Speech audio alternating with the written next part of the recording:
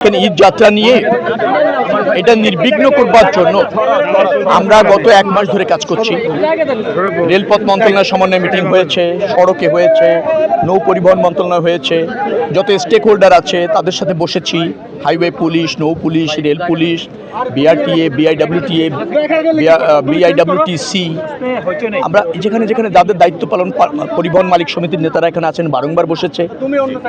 তারপর ধরেন শ্রমিক যারা নেতা আছেন তাদের নিয়ে বসেছি, কিছু সমস্যা চিহ্নিত করা হয়েছে এবং সেগুলি সমাধানও করা হয়েছে। মনে রাখতে হবে প্রায় 1.5 কোটির উপরে মানুষ, এবার আরও 1 কোটির কাছাকাছি আবার আপনার কুরবানিযোগ্য পশু, তো এটাও তো পরিবহনের ব্যাপার। প্রায় 2.5 কোটি মানুষ এবং কুরবানিযোগ্য পশুকে মাত্র 3-4 দিনের মধ্যে পরিবহন করার একটা বড় চ্যালেঞ্জ। আমাদের যে অবকাঠামো, আমাদের যে আপনার ধরেন বাস, ট্রাক, যানবাহন যা আছে, এটা বড় চ্যালেঞ্জ হয়ে যায় 3 দিনের মধ্যে। এটাকে একেবারে ম্যানেজ করে নির্বিঘ্নে যাতায়াতটা আরামদায়ক করা, স্বস্তিতে করা একটু চ্যালেঞ্জ।